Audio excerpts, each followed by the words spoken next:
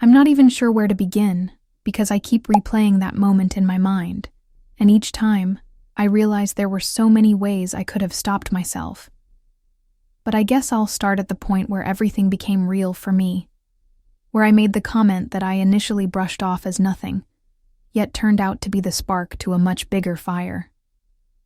It was a quiet night, just the two of us sitting in our living room.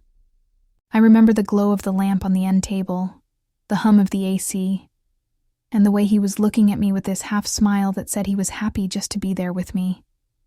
And me?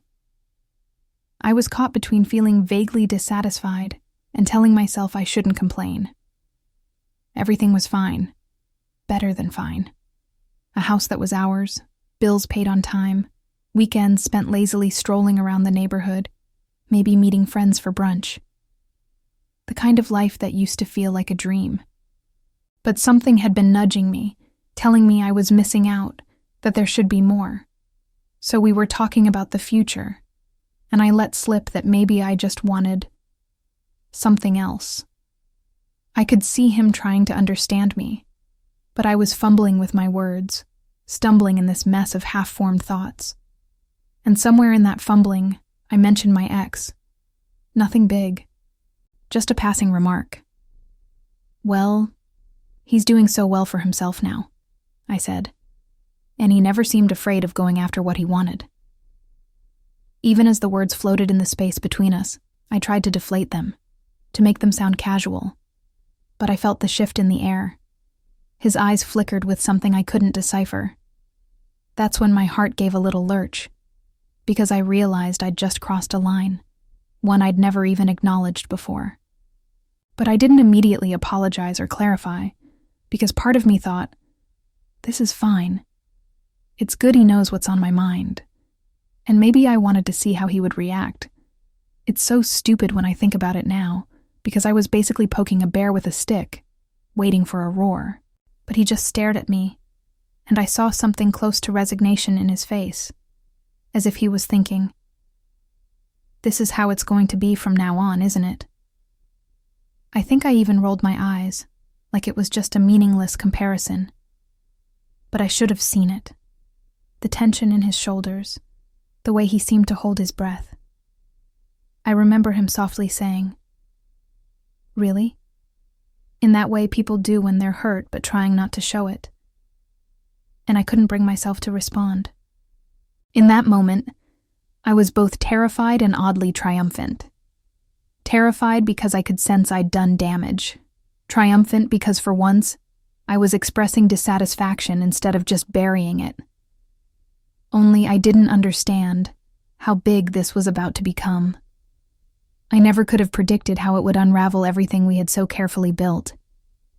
He got up shortly afterward, said he had work in the morning, and disappeared into the bedroom. I heard the door click shut. Quiet, unassuming, but final. That was the first time I thought, maybe this is worse than I think, and I couldn't help wondering if I'd wanted it to be. When I look back on the days and weeks that followed, I recognize the ugly mix of guilt and pride surging through me. Guilt, because I knew I'd hurt him, and I did feel bad about that. Pride, because a part of me believed I was just being honest. Maybe I was tired of pretending that life was perfect. Maybe I wanted him to feel a little of what I'd been feeling, that stirring impatience inside me. I grew up in a household where people never talked about what they truly wanted, so I believed honesty should be valued, no matter the cost. But the truth is, sometimes I dressed up my pettiness as honesty. It's not like I set out to compare him to my ex on purpose, but I can't deny that once the thought took hold, I found myself nurturing it. I'd catch myself thinking about how my ex used to jump at every new opportunity, how he seemed fearless in chasing down goals. It wasn't even that I was pining for him, but more that he symbolized a drive I felt my husband lacked. Meanwhile, my husband would go to bed early, stick to the same routine, eat the same breakfast every day, and I told myself he was just too comfortable. I was convinced my restlessness was normal for someone in their early 30s, that my desire for more excitement, more success, was proof I wasn't going to settle. But settle for what? A stable relationship with a kind man who supported me in all the ways that really mattered? That question ate at me even as I resisted letting it shape my behavior. Instead, I dug into my position with stubborn resolve. When he got quieter, I tried to fill the silence with an easygoing tone, like, "Hey, it's not a big deal, okay? I just think you could do more if you wanted to." And the thing is, he never argued back in those first few days. He just nodded and offered non-committal hums, as if my words went in one ear and out the other. Maybe I wanted him to fight with me, to prove he was passionate, that he had some spark. But all I got was calm acceptance, and it drove me insane. It started small. I'd mention a friend's promotion, or some big leap a colleague had taken in their career, and I'd glance over to see if he'd react. Nothing. Day after day, there was this underlying tension. He'd look at me with an expression that said he was seeing me differently, like he couldn't quite put me back into the box where I used to belong.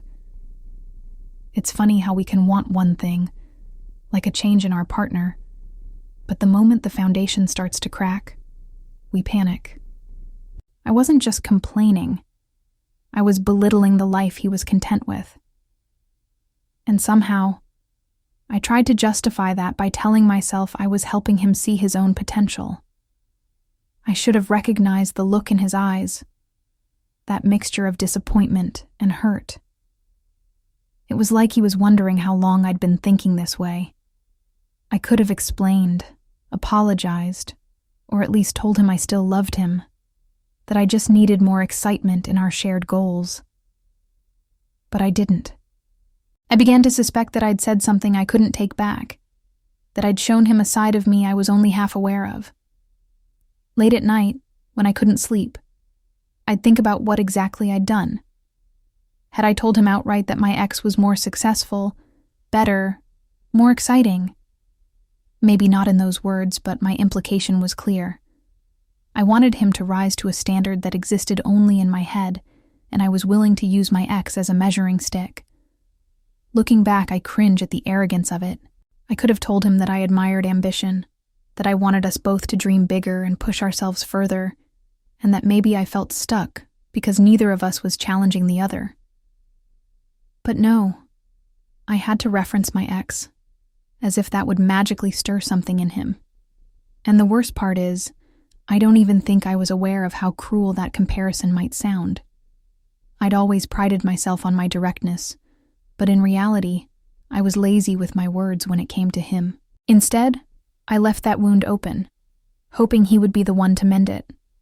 And I guess that's where I started losing him, though I was too caught up in my sense of righteousness to realize how deep the cut really was. Looking back at that exact moment, I keep asking myself why I didn't just clarify what I meant.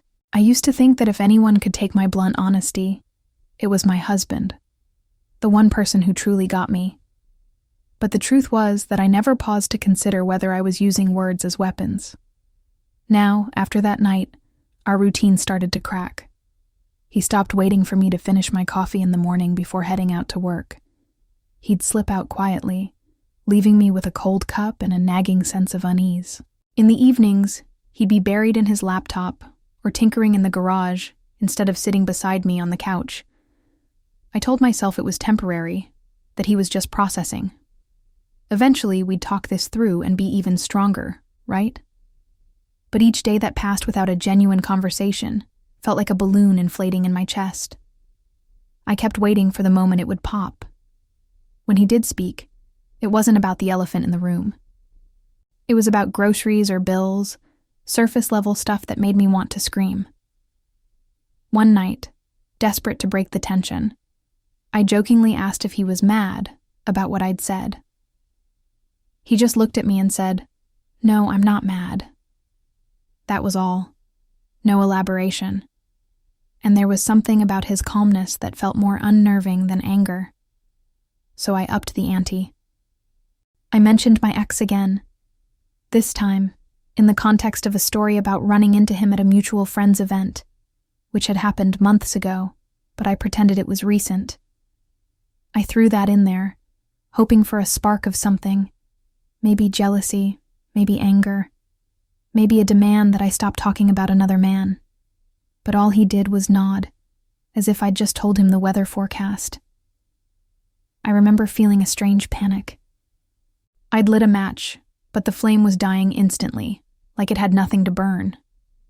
That's when I realized I was doing this deliberately. I was testing him, pushing him.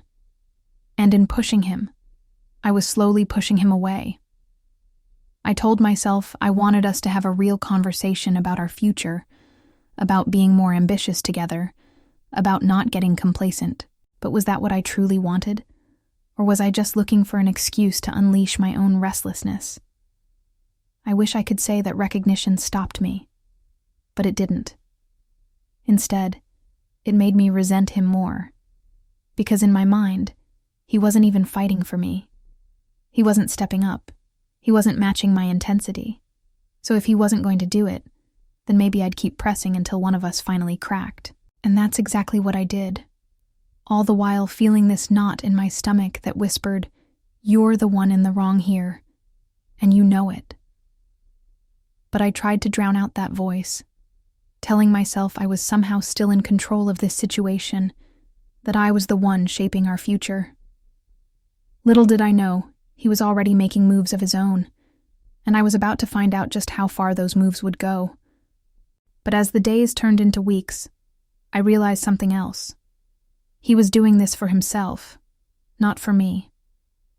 There was a new lightness in his step, a quiet confidence that had nothing to do with proving anything to me. He'd come home, shower, and leave for work without the usual mundane small talk, and I'd sit there, sipping my coffee with a bitterness I couldn't quite name. I told a friend about it, how he was changing, becoming distant. The first sign that things were really changing came when he started getting up even earlier than usual. He'd always been an early riser, but now he was out of bed before sunrise, slipping into his workout clothes, heading out for a run, or maybe going to the gym. At first, I assumed it was a reaction to my remarks, that he was trying to become this ultra-driven person overnight just to show me up. She asked if I was happy he was being more ambitious, and I realized I didn't know how to respond. Wasn't this what I'd asked for? Then why did I feel so empty? One Saturday afternoon, he decided to tackle some long-neglected house projects. I found him in the garage, covered in sawdust, building shelves we'd talked about ages ago. He didn't ask for my input. He didn't even tell me he was going to do it. I stood there, watching him measure and cut wood with a focus I'd rarely seen before. It struck me that I'd underestimated him, that I'd secretly believed he wasn't capable of taking initiative. And now that he was, I felt a sting of resentment that he was doing it on his own terms, not as a result of my prompting. That resentment mingled with guilt, swirling into a toxic mix inside me. I kept finding myself in the doorway, wanting to say something. An apology, maybe an admission that I was feeling lost. But the words just wouldn't come. At night, we'd share the same bed, yet it felt like a chasm separated us. I'd turn to him wanting to say, "I'm sorry for putting you through this," but I couldn't bear to see the acceptance or dismissal in his eyes. So instead, I pretended to fall asleep, letting the tension blanket us both. And he never reached out to bridge the gap, which hurt more than any argument could have. My anxiety manifested in odd ways. I found myself cleaning the house obsessively, rearranging furniture, redecorating corners we'd once agreed were fine. It was like I was trying to exert control somewhere, anywhere, since I no longer felt like I had it in our marriage. Whenever he passed me, I'd pause, heart pounding, hoping he'd ask what was on my mind, hoping for that spark of connection we used to share. But he'd just nod politely, as if we were roommates rather than partners. And the more he pulled away, the more I wanted to lash out.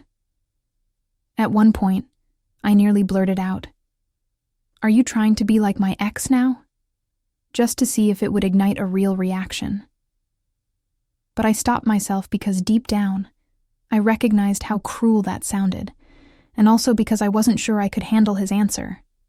It was then I realized I was running out of ways to poke holes in him. He had listened to me.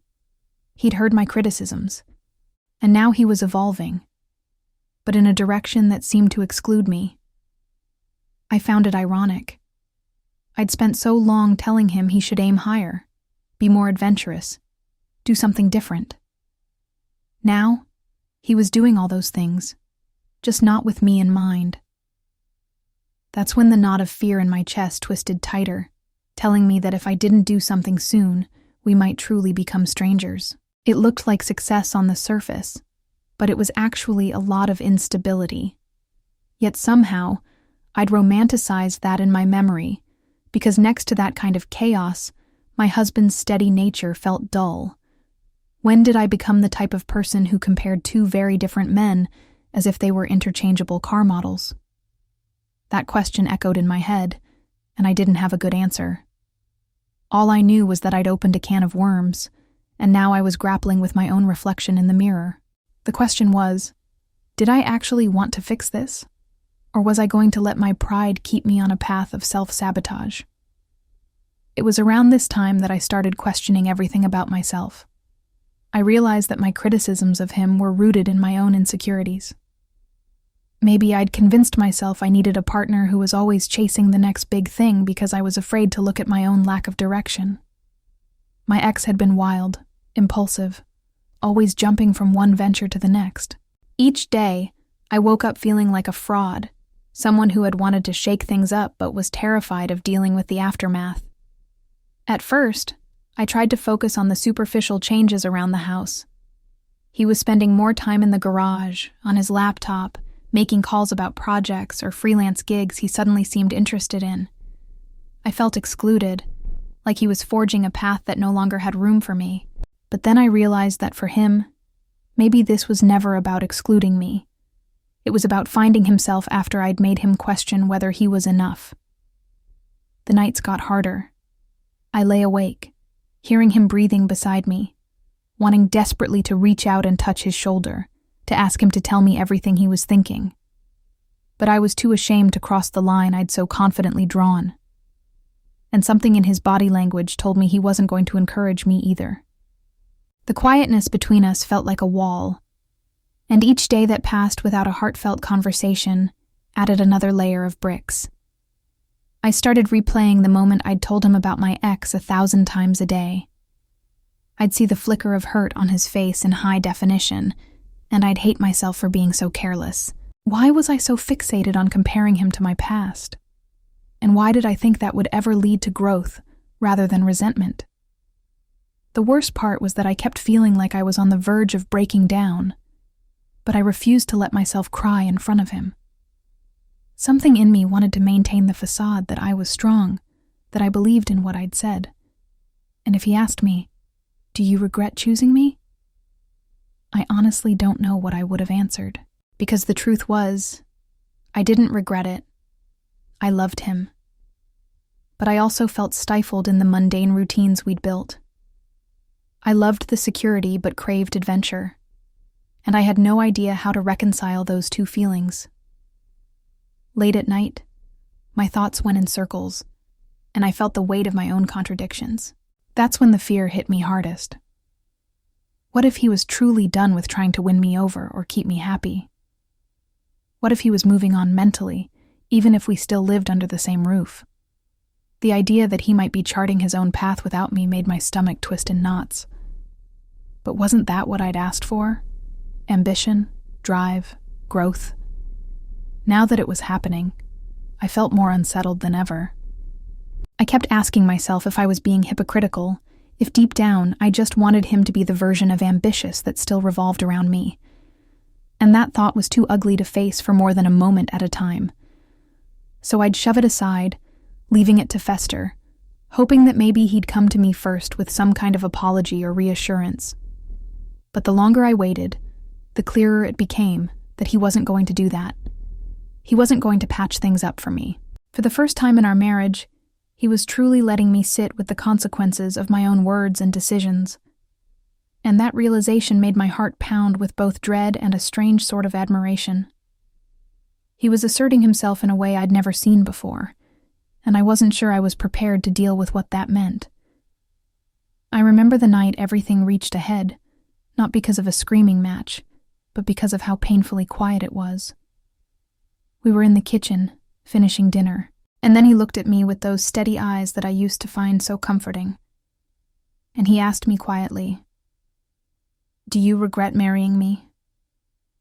My heart pounded so loudly I could feel it in my throat. I opened my mouth, but nothing came out. I wanted to shout, "No, never!" But somehow the words tangled up in my throat. His gaze didn't waver. He didn't rush me or try to fill the silence. The conversation was about trivial stuff, what groceries we needed, how his new work project was going. I was poking at my plate, thinking about how there used to be laughter in moments like this, how the air used to be filled with warmth.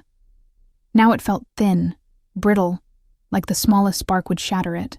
It was as if he'd been building up to this question for weeks, and was finally letting it hang there, ready to accept whatever truth might come out. Finally, I managed to stammer, "No. No, of course not." But my voice trembled, and I could see something in his face soften, then harden again, like he was bracing for the possibility that I was lying. Was I lying? Did I truly not regret it? Or was I just afraid to admit that sometimes, in my darkest moments, I wondered if we'd married too soon, or if we'd settled for each other because it felt safe? The shame of that possibility burned my cheeks. He nodded, once, slowly, and said, "Okay," in that same measured tone. Then he gathered his plate, walked to the sink, and started rinsing it. I stood there, hands shaking, feeling like I'd just dodged a bullet but still got grazed by it. The quiet was suffocating. I could feel tears gathering in my eyes, but I refused to let them fall in front of him. I needed him to see me as strong, as someone who knew what she wanted, even though I felt like a lost child inside. Finally, I found enough courage to say, "I just want us both to be happy, you know?" He didn't turn around. Water kept running over his plate, and all he said was, "Yeah, I know." In that moment, I realized how little of my internal world I'd actually shared with him. He didn't know about the nights I'd lain awake, questioning everything, or the fear I had that I wasn't living up to my own potential. All he heard were my careless comparisons, my harsh judgments, and now he was responding the only way he knew how, by taking care of himself. That night, as we lay in bed, I tried to think of how to fix things. But the question that kept coming back to me was whether he wanted me to fix it at all. Or was he now in a place where he was making his own decisions about what came next, with or without me? The silence felt like an answer in itself. I finally fell asleep with a knot of anxiety so tight in my chest, I thought I might not be able to breathe. And that's how the night ended. Me lying there, realizing just how far away he felt, and him drifting off as though he'd already made peace with a new reality. I wanted to reach over, to hold him, but my arms felt frozen, and my heart felt heavier than it had ever been. The days that followed were marked by a strange mix of detachment and transformation. He started taking calls at odd hours, meeting new people, exploring potential business ventures that he'd never seemed interested in before. I found brochures for startup incubators on the table, notes about networking events pinned to the fridge. He was moving in circles I knew nothing about, and it made me realize how thoroughly I'd underestimated him. For so long, I'd complained that he wasn't ambitious enough, and now he was becoming a person who might not even need my support. One afternoon, I came home from work to find the living room rearranged. He'd moved furniture around to create a more open space. The old bookshelf was gone, replaced with a sleek new one that he'd presumably built in the garage. It was like he was redecorating his life, piece by piece, without my input. My first instinct was anger. How dare he change our shared home without consulting me? But as I stood there, taking in the new layout, I realized something. It actually looked better than before. It felt modern, purposeful, There was an alignment to everything, a design I had always wanted but never bothered to execute. Somehow, I couldn't bring myself to voice my approval. Instead, I muttered some complaint under my breath about missing the old shelf and went to the bedroom, shutting the door behind me. Later that night, I found him sitting on the couch, reading through a stack of notes. I hovered in the hallway, wanting to ask him how his new projects were going, maybe to offer a real conversation. But I couldn't bring myself to step forward. Something about him looked so settled, so inwardly focused, that I felt like an intruder in my own home. It hit me that while I'd been lamenting how he lacked drive, he'd found it. And it had come at the cost of our easy intimacy. He seemed content without my validation, and that scared me because it meant I was no longer the one who got to say how things should be. Over dinner, I tried to extend an olive branch. I asked about his new ventures, how they started, what made him want to pursue them. His answers were polite but brief, and he didn't ask for my advice or my opinions. I guess I was hoping he would, that we'd slip back into our old dynamic where we brainstormed together, where my suggestions mattered. Instead, he treated me like someone who wouldn't understand, or worse, like someone whose opinion he no longer needed. And that stung. Lying in bed that night, I stared at the ceiling, realizing how many times I'd told him to do exactly this: take risks, grab opportunities, pursue something bigger. I'd pushed him, taunted him with comparisons. And now that he was doing it, it felt like I was the one left behind, relegated to the sidelines while he built a life that might not have space for me. As the meal ended, he said, "I might go to a conference next month." He paused, as if giving me a moment to ask questions or react. But all I could say was, "That's cool," because I didn't know if I was even invited to join him. There was a time when we would have turned such a trip into a mini vacation, turning business into pleasure. Now, I was just a bystander, watching him shape a new future. Was that my punishment for being jealous of imaginary prospects, for throwing my ex's name in his face, for not believing in him enough? Or was it simply the result of me not recognizing what I already had until it started slipping away? I felt like a child who demanded a new toy, and then realized I didn't actually want it once it was in my hands. The problem was, the toy in this scenario wasn't an object. It was our marriage. And I didn't know how to tell him that I still wanted to play, that I was willing to try a new game. Each day, that unspoken confession got heavier, and I sensed that time was running out. Eventually, he was going to realize he deserved someone who celebrated his newfound drive from the start, rather than someone who had to be proven wrong to see it. I can't pinpoint the exact day I started thinking about changing, about taking responsibility for my own restlessness instead of dumping it on him. But it happened gradually, like a dimmer switch turning up the lights on my own flaws.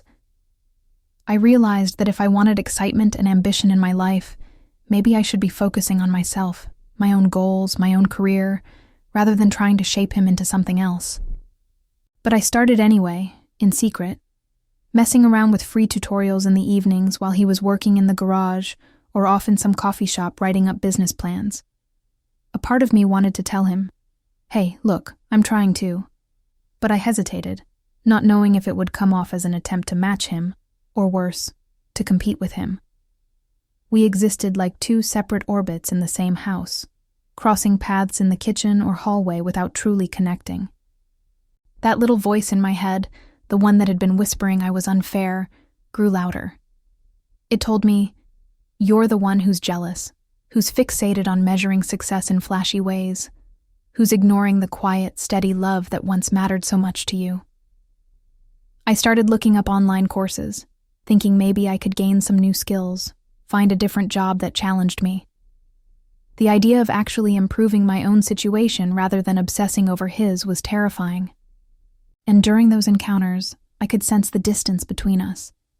It felt like standing on opposite sides of a canyon, shouting across the gap, hoping to be heard. Yet neither of us tried building a bridge. Maybe we were both too scared of rejection, or too consumed by our own transformations. One evening, I caught him looking at me from across the living room. I couldn't interpret his expression. Was it concern, curiosity, disappointment? But when I met his gaze, he simply said, "I'm going out for a bit," and left. In that moment, I felt a pang in my chest, wondering if he was heading to meet someone else, or if he was just seeking space away from me.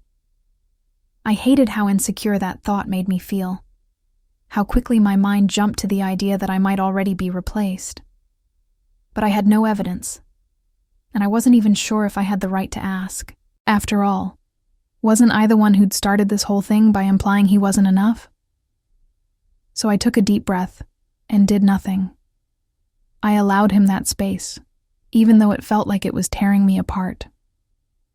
Later that night, I was sitting on the couch with my laptop, researching courses when he returned. He didn't say where he'd been, and I didn't ask. But I could smell coffee on his breath, so I guessed it was one of those late-night cafes he'd been favoring. There was a moment when he paused in the doorway, looking like he wanted to say something. My heart pounded, expecting maybe he'd invite me to join him next time or ask what I was working on. But after a couple of silent seconds, he just nodded and headed to bed.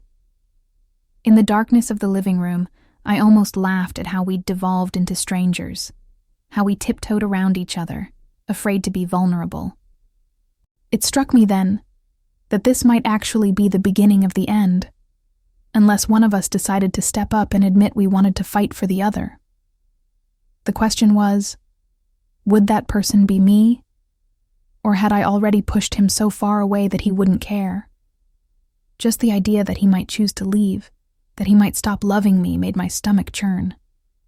And I realized, ironically, that I'd spent so long wanting him to be more successful, more of a go-getter, and now that he was, I feared he'd outgrown me. Or maybe he'd discovered that he was happier not needing my approval. That possibility hurt more than I cared to admit, and it was enough to make me close my laptop and finally let myself cry, silent tears in the dark, hoping he wouldn't hear. I wish I could say that I devised a brilliant plan to win him back, or to rediscover the spark we once had. The truth is, I was paralyzed by fear and shame, and I had no idea if he even wanted me to try. So I kept stumbling through each day, looking for tiny windows of opportunity to show him I cared. I'd pack his lunch for work. I'd tidy up his workspace. I'd offer small talk about his projects. But these gestures felt empty, like they were half-hearted attempts to revert to our old dynamic. Instead, I turned off the faucet and stared at the sink, the weight of his honest answer pressing down on me. That night, we lay side by side in bed, not touching, and it felt like a fragile ceasefire. Neither of us could find the words to make it better. In the morning, he got up early as usual, went for his run, and left for work without a fuss. My mind spun with thoughts of how I could have handled things differently. Maybe if I had never brought up my ex. Meanwhile, he'd respond politely, sometimes even kindly, but always with a hint of distance that said, "I'm doing my own thing now." One evening, I mustered the courage to ask him if he was still happy with me. It was a clumsy question, something blurted out while we were both brushing our teeth. He glanced at me in the mirror and hesitated.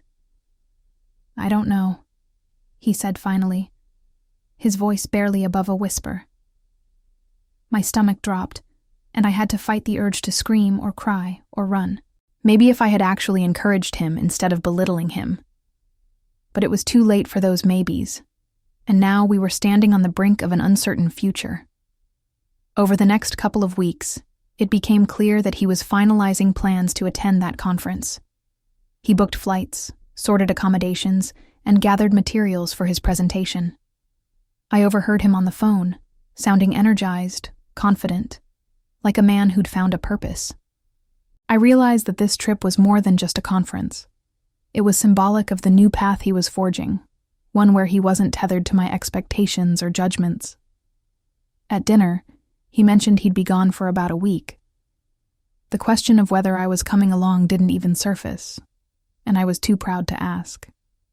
So I just nodded, trying to hide my heartbreak behind a neutral expression. In the days leading up to his departure, I kept to myself. I immersed myself in my own routine, trying to prove to him, and maybe to myself, that I could also stand on my own. But each time we passed each other in the house, I felt the weight of all the words left unsaid pressing on my chest.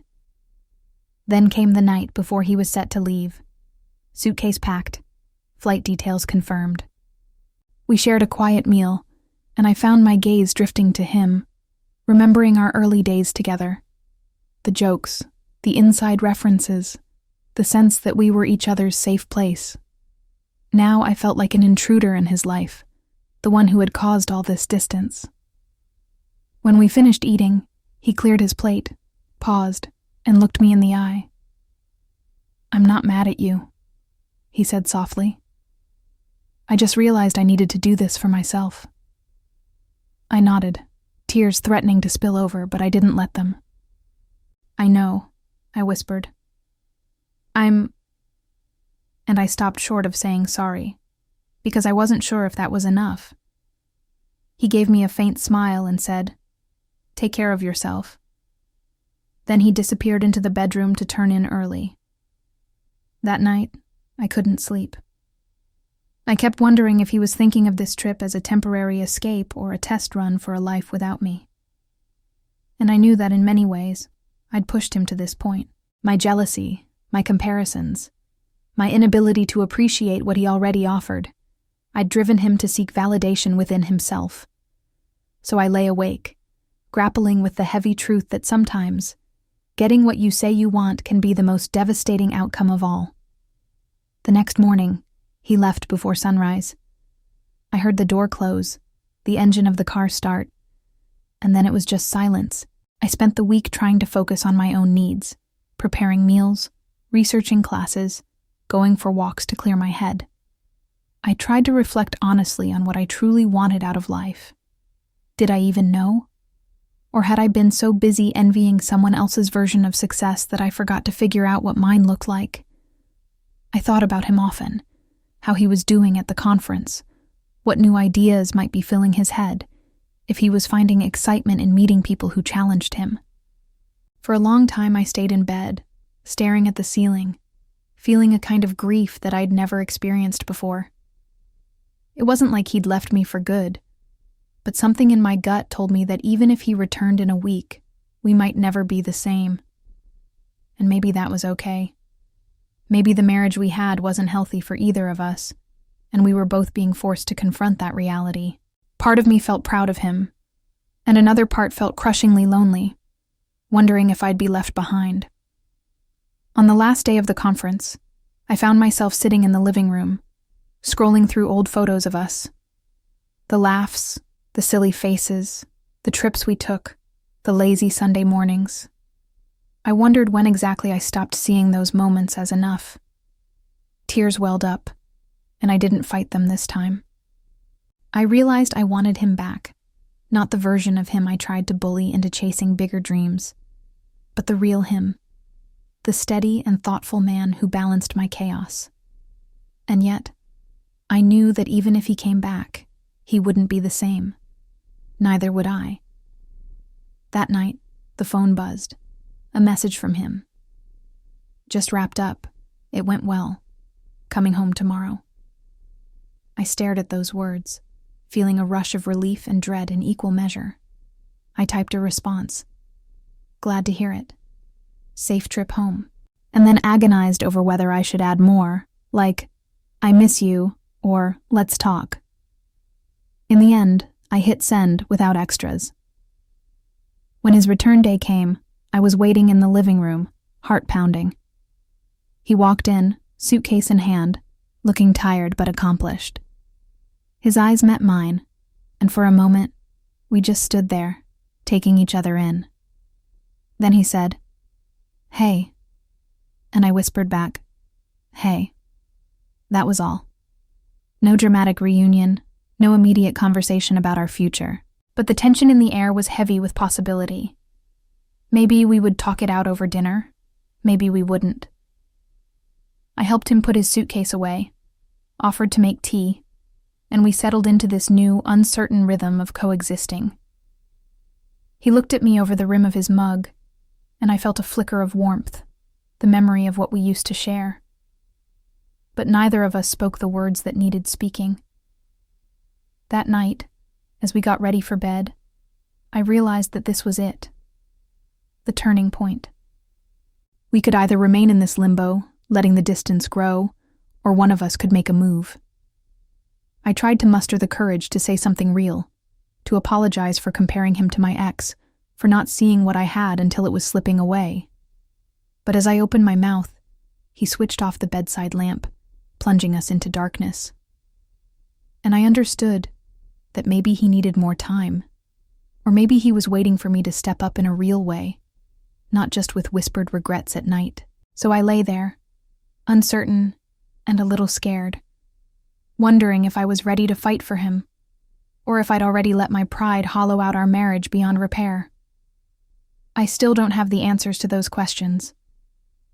As I stand here now, looking at the faint outline of the life we built, I'm struck by how much of this was shaped by my own restlessness, my inability to appreciate a good thing without demanding it be better, or at least more impressive in some arbitrary way. I keep thinking about the moment I opened my mouth and mentioned my ex, and how that set off a chain reaction I couldn't control.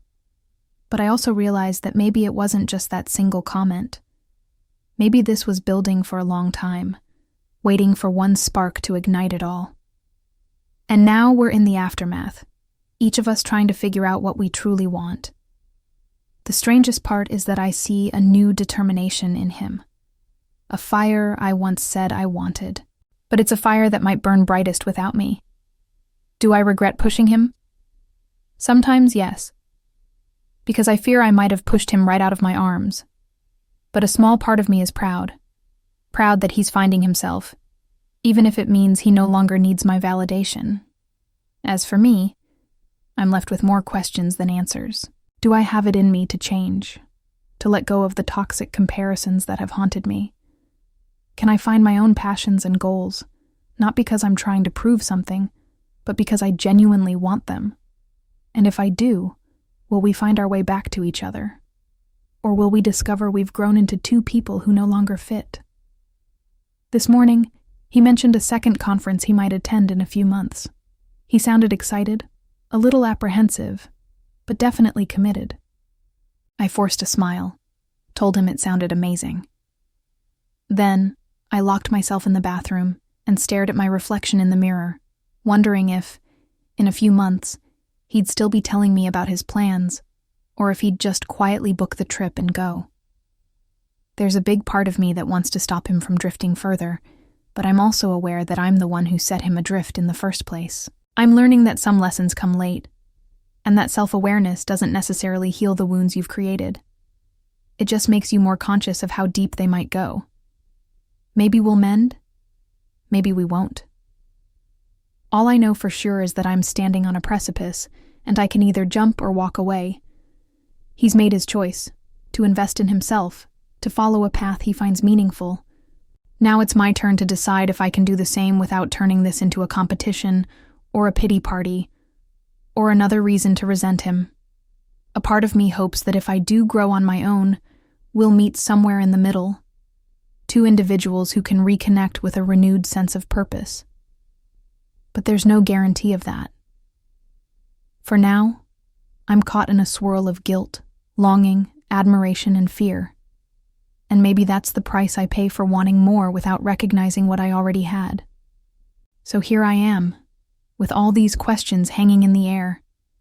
Will I swallow my pride and tell him that I'm sorry, that I love him, that I'm willing to build a new future with him if he'll have me? Or will I keep waiting, letting silence and time make the decision for me? I don't know. And that's where this story stands, suspended in a moment that could go either way. I guess the only thing I do know is that once you open the door to change, you can't close it again. And I'm standing in the doorway now, watching him walk forward, wondering if I'll follow, or if I'll be left behind, wishing I'd never made that comparison, I used to think I wanted more. But now I wonder, maybe I just didn't recognize enough when I had it.